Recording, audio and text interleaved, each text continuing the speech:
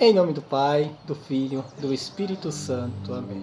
Paz e bem. Sou Paulo da Costa Paiva, irmão Paulo, penitente franciscano. E hoje eu quero falar com vocês o serviço do irmão penitente. E também o que diferencia da realidade do irmão eremita secular. Né? Como já foi falado em alguns vídeos já sobre o carisma, sobre a vocação, sobre o chamado à vida de penitente, o penitente é aquele que se sente chamado a uma vida mais austera, sabe? Uma vida mais dedicada a Deus, uma forma mais intensa, sabe? Você dedica o dia, né? De preferência pelo menos pela manhã, um momento à tarde, um momento à noite, né? Você é uma pessoa que não é dado aos exageros, aos apegos da carne, né? Você não tem aquela inclinação a uma vida intensa, pública, de festas, de movimentação, de atividades. Você tem uma vida mais recatada, uma vida mais reservada. Porque aquela vida que você tem é dedicado a Deus. A prioridade sua é louvor, oração a Deus. Essa é o chamado do penitente. O penitente ele é chamado a ter uma vida dedicada a Deus, do acordar ao dormir. Você já acorda louvando e agradecendo pela vida, e você já vai dormir por tudo que você viveu naquele dia. Então, o penitente é aquele que dedica sua vida a Deus. Ele mortifica todos os apegos, todos os prazeres, todos os gozos, para ter o momento exclusivamente para Deus. Em vez de ele dar o tempo para as coisas mundanas, ele prefere dar esse tempo para Deus. E no histórico de santos, veneráveis, beatos na Igreja Católica, de penitentes, é comum ver que existe aqueles que viviam reclusos. Né? Esses reclusos são aqueles que são chamados de eremitas. Né? Eles viviam isolados de tudo e de todos, no deserto, na floresta ou numa cela. Né? Não saía de lá, a vida deles era só aquilo. Era rezar, rezar e rezar. Somente isso. Rezar pela a conversão da humanidade, né? Rezar por graça, por intenção daqueles que o buscavam em alguns momentos, para conselhos ou por intenção de oração. Então a vida deles, reclusa, era dedicado exclusivamente para a oração, que são os eremitas. Né? Mas os penitentes, em sua maioria, eles eram chamados ao serviço, né? Ao serviço caritativo. Né? Também tinha aqueles que viviam em peregrinação. Né? Às vezes iriam para a Terra Santa ou para outros locais, né? Que tinham já peregrinação ali pela Europa, ali perto das catedrais, né? E outros locais a mais. Né? Nos túmulos dos santos, ou ir para Roma, né? Existia as peregrinações, então eles só viviam disso, de peregrinação, vivia da providência de Deus, né? Então a vida deles era aquela, a vocação deles era para aquilo, o chamado deles era para aquilo. E também existia aqueles que davam assistência aos mais fragilizados, os pequenininhos de Cristo, né? Jesus fala em Mateus: a cada um desses pequeninos que você acolheste, foi a mim que você acolheu. Aqueles que têm fome, aqueles que têm sede, que estão nus, que estão doentes, que estão presos, que estão em situação de extrema vulnerabilidade. Perdão, porque eu não consegui sair, né? Estão em uma situação muito extrema, vulnerável.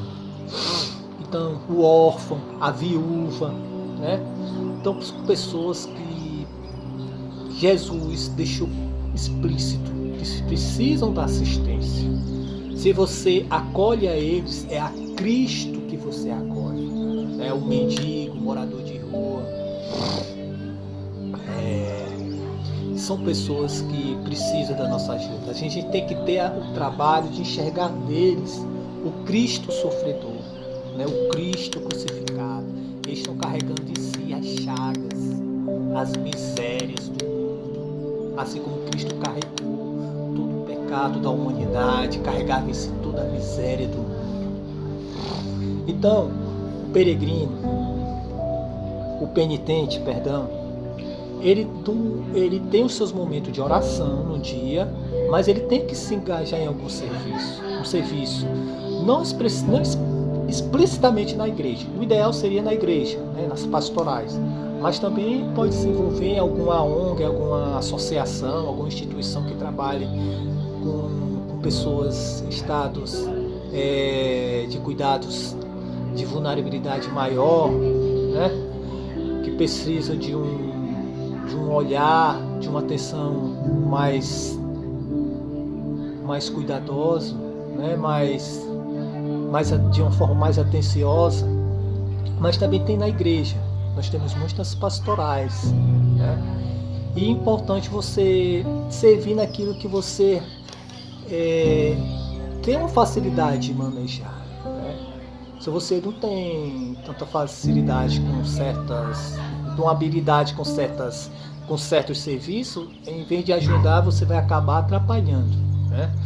Eu, apesar do autismo, de passar muito tempo afastado da catequese, que me deu um prejuízo muito grande, de me relacionar com as pessoas, mas eu tenho uma facilidade em falar, de ensinar. Apesar de eu estar trabalhando na saúde, eu sou formado como professor, sou pedagogo, já trabalhei pelo Estado como professor de educação de jovens e adultos. Eu tenho essa facilidade de trabalhar e ensinar. Eu passei muitos anos como catequista de criança, né, de adolescente, também fui catequista de crisma. E agora eu quero voltar como catequista de adulto, né? Então, eu tenho minha vida de oração, minha vida de penitência, mas eu vou servir na catequese, porque eu tenho essa habilidade de passar o conteúdo, saber passar o conteúdo, né? Ter essa habilidade pedagógica. Mas tem gente que tem outras habilidades, né? E existem inúmeros pastorais, né? Tanto pastorais com trabalhos mais ligados à liturgia, como também existe aquelas pastorais mais ligadas ao social, né? Então, tem espaço para todo mundo. Não adianta você viver só fazendo aquela sua obrigação de rezar. Manhã, tarde e noite, eu sou um penitente, eu faço um jejum, mas o penitente vai além disso. Tem que ajudar o próximo, de alguma forma. Né? Todo penitente, se você pesquisar a história dos penitentes na igreja, dos santos penitentes, todos serviam. São Francisco, quando ele começou como penitente. E o que é que ele fazia? Ele ia nos leprosários, ia dar assistência aos leprosos. Ali, junto com os outros mendigos, ele se alimentava e buscava alimento para eles. Buscava reconstruir as capelas que estavam destruídas, abandonadas, restaurar, né? O penitente, ele tem aquele momento de oração, mas também tem o momento de serviço, né? Orar e trabalhar e orar, né? Isso se você não for chamado a uma vocação realmente de eremita, né? De ser de um eremita. Então, um eremita secular, se você é chamado só para rezar mesmo, interceder pela humanidade, se dedique, né? Não fuja das obrigações do seu chamado, porque a gente deve lembrar da parábola dos talentos. Deus deu um talento a todo mundo, e desse talento a gente tem que multiplicar, né? Aquele que recebeu só um talento, em vez de ele acolher e multiplicar, né, ele enterrou a sua semente, né? E não é isso, é aquele seu talento. E não é isso que Deus nos chama. Deus nos chama para ajudar o próximo, servir ao irmão, né? E quando a gente vai ajudando, a gente vai desenvolvendo novas habilidades. Por isso que multiplica. Então, eu queria deixar claro hoje isso. Você quer ser um penitente, bote isso na sua cabeça, que você tem que servir na igreja. O irmão precisa da sua atenção. Ele precisa da sua oração? Precisa. Mas também precisa da sua atenção, da sua dedicação, do seu amor concreto pelo próximo. Então esse é o penitente. O penitente reza, faz as suas penitências, mas também ajuda o irmão. Tá entendendo? Às vezes o próprio irmão é a nossa própria penitência, né? Que a gente sabe que lidar com o ser humano não é fácil. É mais fácil você lidar com um bocado de animal, um bocado de bicho. E lidar com o ser humano dá trabalho. A gente tem que pedir muita sabedoria ao Espírito Santo. Mas é aquela coisa, ele também faz parte da penitência, né? Cuidar do ser humano, suportar suas misérias, suas limitações. Agora, sobre os eremitas seculares, né? Aqueles que são chamados para interceder pela humanidade, é interceder mesmo. Não é fazer aquilo, não, vou fazer minha obrigação de manhã, minha obrigação à tarde, à noite, um fim de semana eu vou me retirar em uma igreja, no convento, e depois disso querer sair por aí, se divertir e tal, né? Ele tem que repensar o seu chamado. Um eremita, ele é chamado ao deserto. A prioridade dele é o deserto, o encontro com Deus no deserto, né? Não que você não possa se divertir, mas se você abraçou a vocação de eremita secular, você tem que ver quais são as suas prioridades. Será que você realmente tem a vocação para ser um eremita? Né? Ou você acha que para não se envolver com serviços dentro da igreja, é mais fácil ficar no quarto rezando? Né? A gente tem que repensar. Porque você pode até achar que está dando um desperto, mas a primeira pessoa que está sendo enganada, a primeira pessoa que está sendo prejudicada é você, né? Então, quando a gente quer dar um desperto, querendo ser mais esperto do que os outros, na verdade, você está enganando. A primeira pessoa que você está enganando é você mesmo, né? Então, a gente tem que ser muito sincero com a gente, muito coerente com as nossas atitudes.